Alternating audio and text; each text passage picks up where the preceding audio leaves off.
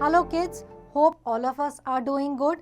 Now the topic for today is forests, the base of our lives, and the key elements are forest layers, importance of forests, interdependence of plants and animals, deforestation and forest conservation. अब हमें जितनी beauty अपने आसपास नज़र आती है, specially hill stations में जो हमें अट्रैक्ट करती है, वो ज़्यादातर जंगल या फॉरेस्ट होते हैं. अब जंगलों में ये माना जाता है कि अर्थ के 2/3 2/3 टेरेस्ट्रियल स्पीशीज ऑफ प्लांट्स और एनिमल्स और इंसेक्ट्स मिलते हैं. इंडिया में जितनी रिच बायोडाइवर्सिटी है वो यहाँ के एवरग्रीन ट्रॉपिकल रेन फॉरेस्ट जो कि Andaman and Nicobar islands, western Ghats और नॉर्थ ईस्टर्न स्टेट्स में मिलते हैं, उनसे मिलती है. फिर यहाँ पे इंडिया में ड्राई एल्पाइन फॉरेस्ट भी मिलते हैं जो कि हिमालयाज़ में होते हैं. अब इन फॉरेस्ट की वजह से और कुछ अलग टाइप के जंगलों की वजह से India is considered one of the 17 mega diverse countries in the world. Now, it is a group of countries that harbor the majority of the Earth's living beings. अब हम देखते हैं what are forest layers. अगर आप forest की picture को observe करें तो आपको नज़र आएगा कि अलग अलग लेवल पे अलग तरह के पेड़ हैं और उनकी शेप्स भी अलग हैं. Now, this is because of the difference in their crown. जो पेड़ का ऊपर का हिस्सा है जहाँ पे ब्रांचेस होती हैं और हर पेड़ की वो एक अलग सी शेप होती है, उसको क्राउन कहते हैं. Now, one feature of the natural undisturbed forest is the layering effect, and it is created by the trees and vegetation of different heights. अब जो dense forest हैं उनकी जो अलग अलग horizontal layers हैं वो कैसे हैं? पहली है emergent layer. ये जो सबसे ऊपर में ट्रीज इमर्ज, बड़े ट्रीज इमर्ज कर रहे होते हैं बाकी ट्रीज के ऊपर, ये वो वाली लेयर है. Now the tallest tree in the forest can reach a height of up to 200 feet from the emergent layer. अब इस हाइट के जो ट्रीज हैं बड़े रेयरली मिलते हैं, वो भी जो डेंस रेन फॉरेस्ट हैं एशिया और ईस्ट इंडीज के वहाँ पे. Most of these trees are broad-leaved and evergreen. This layer receives plenty of sunlight. Hornbills, butterflies और bats यहाँ पे पाए जाते हैं. Next हमारी आती है canopy layer. Now canopy is the uppermost level of a forest formed by the crowns of trees and shrubs. यहाँ के जो trees हैं वो 100 फीट की हाइट तक पहुँच सकते हैं. They form a green roof over the lower layers. This layer is very crowded and blocks out most of the sunlight. It also acts as windbreaker. The canopy is the busiest part of the forest. यहाँ पे आपको monkeys, orangutans, eagles, toucans और sloths मिलेंगे क्योंकि यहाँ पे बहुत सारा food available है. यहाँ के जो trees हैं इनकी mainly smooth ओवल लीव्स होती हैं जो एक पॉइंट में एंड होती हैं. इनकी जो लीव्स की टिप्स हैं इनको ड्रिप टिप्स भी कहते हैं क्योंकि ये पानी को नीचे लेके जाने में मदद करती हैं जिससे कि ये खुद पेड़ और जो पत्ते हैं ड्राई रहें. नेक्स्ट कम्स दी अंडर स्टोरी लेयर. अब कैनोपी लेयर के नीचे जनरली एक ओपन स्पेस रहती है और यहाँ पे एक ट्रीज की लेयर फॉर्म हो जाती है जिसको कहते हैं अंडर स्टोरी वेजिटेशन और known as the understorey layer. अब ये काफ़ी हॉट और डैम्प रहती है, यहाँ पे बड़ी कम सनशाइन होती है और यहाँ पे यंग ट्रीज जैसे कि पाम्स और श्रब्स ग्रो करते हैं. This layer has higher humidity than the exposed areas. Hence it is home to animals like owls, lizards, jaguars, red eyed tree frogs and leopards. Next comes the forest floor. ये जो portion है यहाँ तक सिर्फ 2% sunlight आती है तो ये बहुत डार्क रहता है. जो अंडर स्टोरी से कैनोपी फॉर्म होती है वो सनलाइट को यहाँ पे आने से रोकती है. तो यहाँ के जो प्लांट्स हैं वो इस चीज़ से अडेप्टेड होते हैं कि वो कम लाइट में ग्रो कर सकें. सो मॉसेस और फर्न्स यहाँ पे ज़्यादा ग्रो करते हैं क्योंकि यहाँ का जो फ्लोर है वो वार्म, डैम्प और शेडी है. So many forms of fungi grow here which help in decaying of dead animals and plants, thus converting them into dark colored organic matter. इससे ह्यूमस बनता है. तो जो फॉरेस्ट फ्लोर है यहाँ पे आपको millipedes, beetles, large animals like rhinoceros, tigers, elephants and cobras मिलेंगे. Now let us look at the importance of forest. Forests are very important for the proper functioning of our ecosystem because of the diverse roles which they play in maintaining balance of our ecosystem. अब इनके functions 4 categories में divided हैं. Productive function, protective function, regulatory function and accessory function. Now what is the productive function?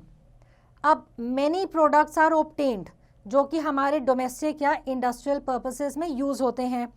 Would, लकड़ी हमें यहाँ से मिलती है जो हमें बिल्डिंग्स, फर्नीचर बनाने में या फिर पेपर इंडस्ट्री में, पल्प इंडस्ट्री में या इवन फायरवुड के लिए जो यूज़ होती है. अब जो डेली यूज़ के प्रोडक्ट्स हैं जैसे कि मेडिसिन हो गया, हनी हो गया, बड़े सारे स्पाइसेस हो गए, रेजिन्स हो गए, नट्स, गम्स, ऑयल्स और काफ़ी सारी चीज़ें हमें फॉरेस्ट से मिलती हैं. अब नीम, यूकेलिप्टस, आंवला, कसावा टाइप के जो प्लांट्स हैं ये आयुर्वेदिक मेडिसिन बनाने में हेल्प करते हैं. फिर सिंकोना, ये वाला जो ट्री है ये हमें अल्कलॉइड्स प्रोवाइड करता है, कुनीन देता है, जिससे कि अगेन बड़ी सारी इंपॉर्टेंट मेडिसिन बनती हैं स्पेशली मलेरिया को ट्रीट करने में. Now let us look at the protective function. Now forest से हमें, जंगल से फूड मिलता है, शेल्टर मिलता है, पानी मिलता है, मेडिसिन्स मिलती हैं और बड़ी सारी ट्राइबल कम्युनिटीज़ का ये सोर्स ऑफ लाइवलीहुड है. जो लोग जंगलों के नज़दीक रहते हैं वो इस जंगल के लैंड को कैसे यूज़ करते हैं? अपनी कैटल को ग्रेस कराने के लिए या चराने के लिए.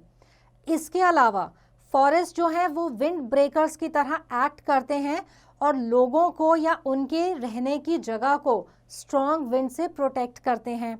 Now the speed of wind gets reduced and this helps in reducing blowing away of top soil.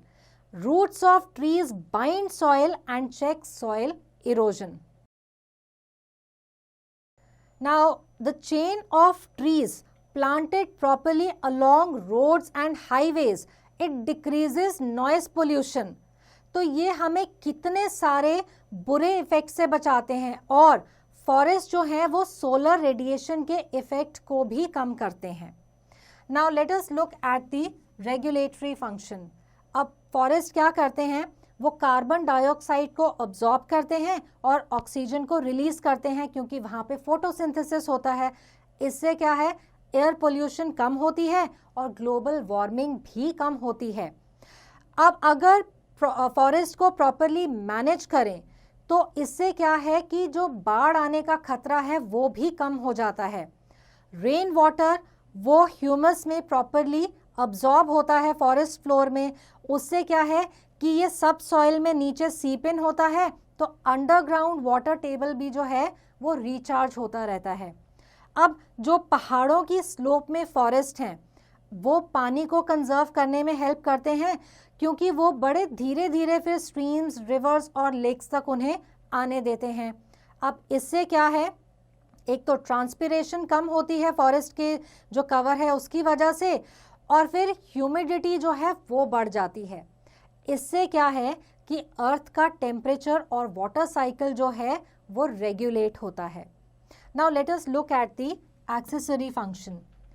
अब जो जंगल या फॉरेस्ट हैं वो कैंप करने के लिए या आउटडोर एक्टिविटीज़ करने के लिए या एज हॉलीडे डेस्टिनेशंस बहुत अच्छी जगहें हैं. यहाँ पे ना तो आपको एक खूबसूरती नज़र आती है लेकिन जब आप एनिमल्स या बर्ड्स की आवाज़ें सुनते हैं, उनकी एक्टिविटीज़ को देखते हैं तो भी एक बड़ा ही अनफॉरगेटेबल एक्सपीरियंस मिलता है लोगों को. So forest are considered as mature laboratories which have contributed to the study and research in various branches of natural science. Hence, forests have great aesthetic value. Now, let us see How plants and animals depend on each other. We have already studied that green plants are the producers and animals are consumers. In nature, organisms are in constant interaction with the non-living part of the physical environment. जो non-living part है environment का वो क्या है? Light, temperature, soil और पानी. अब ये factors living organisms के survival के लिए बहुत important हैं. तो जो लिविंग ऑर्गेनिजम्स की नॉन लिविंग पार्ट से इंटरडिपेंडेंस है, उससे क्या है कि एक सिस्टम जो है वो सस्टेन होता है, चलता है. इस सिस्टम को कहते हैं इकोसिस्टम. अब the following points show the interdependence of plants and animals. Now animals receive their food from forest. अब एनिमल्स डायरेक्टली अगर प्लांट्स को खाते हैं तो वो प्राइमरी कंज्यूमर्स या कि हर्बीवोरस कहलाते हैं. और जो हर्बीवोरस नहीं है, जो कि कार्निवोरस एनिमल्स हैं, वो प्राइमरी कंज्यूमर्स को खाते हैं. तो कार्निवोरस क्या हो गए? वो सेकेंडरी कंज्यूमर्स हो गए.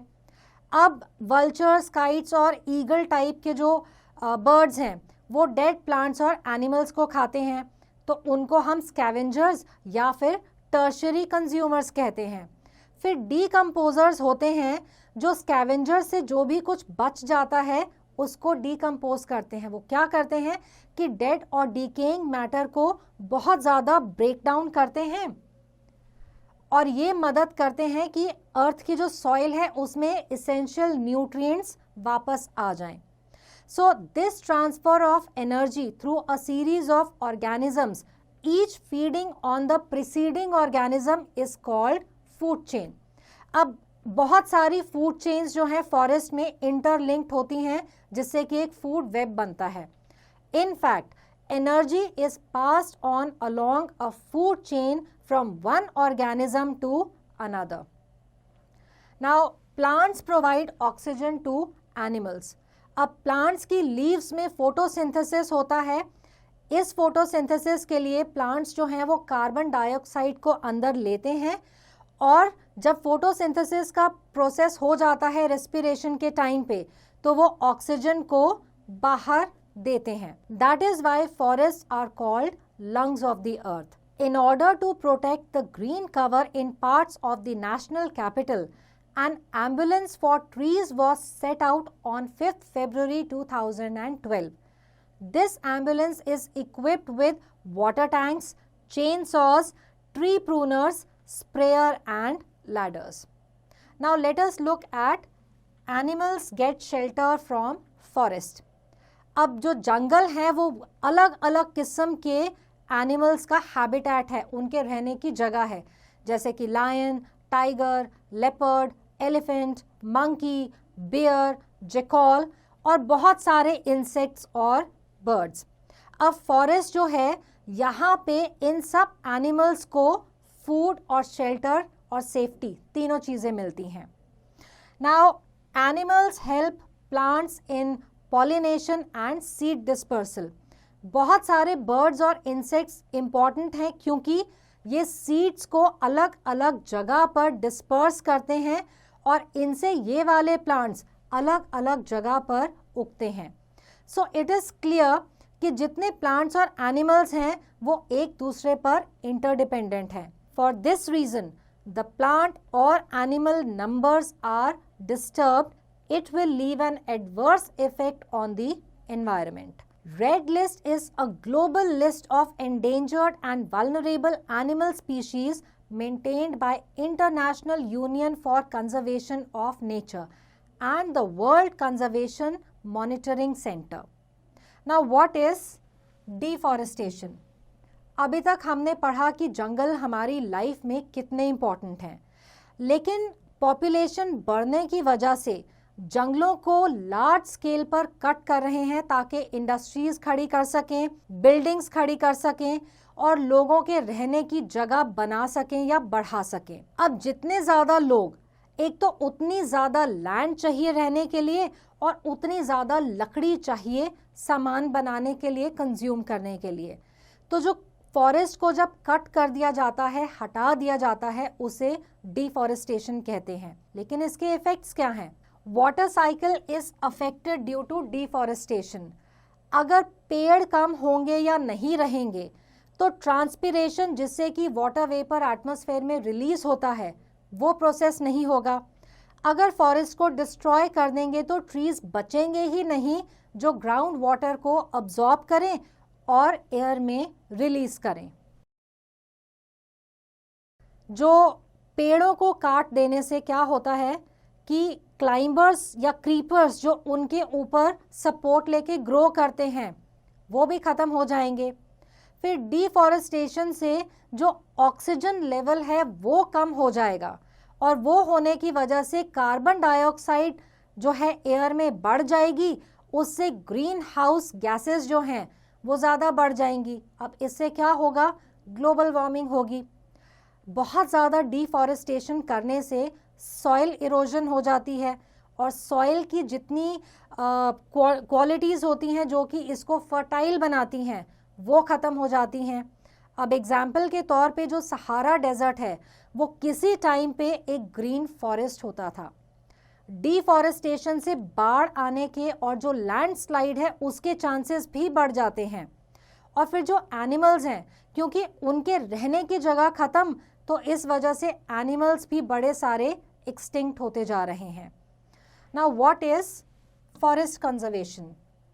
अब क्योंकि हमें ये समझ आ गया कि जंगल बहुत ज़रूरी हैं और एक जंगल को बनाने में या ग्रो करने में बहुत सारे साल लग जाते हैं, डेकेड्स और सेंचुरीज लग जाते हैं, तो इसलिए जितने फॉरेस्ट को रीजनरेट करने में टाइम लगता है उससे कम टाइम में तो हम फॉरेस्ट को कट कर देते हैं। अब इसके लिए क्या है कि फॉरेस्ट कट करने से वो हमेशा के लिए खत्म। तो बेस्ट ऑल्टरनेटिव क्या है कि जो फॉरेस्ट हैं उनको डिस्ट्रॉय ना करें, उनको प्रोटेक्ट करें। और ज़्यादा स्ट्रेस किस में होना चाहिए? एफॉरेस्टेशन में, मतलब ज़्यादा से ज़्यादा ट्रीज और प्लांट्स को उगाएं। To secure the future of our planet, there is now an urgent need to preserve the forest at any cost. Now, what is biogas? As a matter of fact, biogas is truly the creation of wealth from waste for farming community.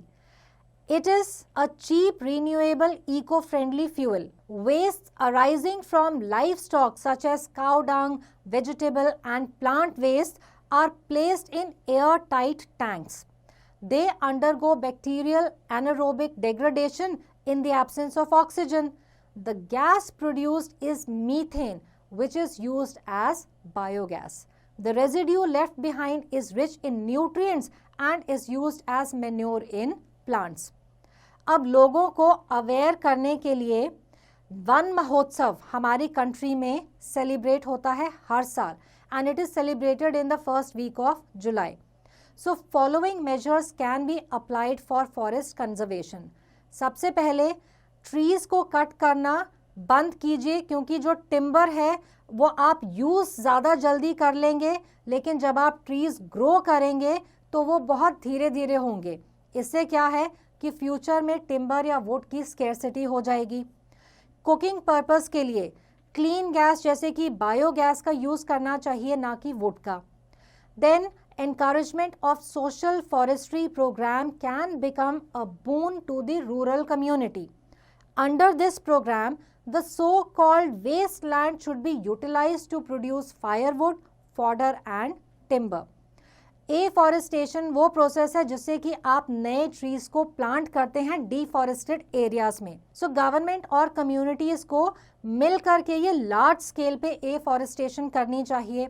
Use of fire breakers like backfiring and anti fire solutions must be encouraged to control forest fires. So what are the key take away elements from this chapter? A forest is a large area of land thickly covered with trees. Different kinds of trees have different shapes because of the difference in their crowns. The dense forest consists of distinct horizontal layers. They are emergent layer, canopy layer, understory layer and forest floor. Now forests are very important for the proper functioning of our ecosystem. The transfer of energy through a series of organisms, each feeding on the preceding organism, is called food chain. Many food chains are found in the forest that are interlinked to form a network called food web. The clearing of the forest is called deforestation. So I hope the chapter is clear and answering questions based on this chapter will be easy now.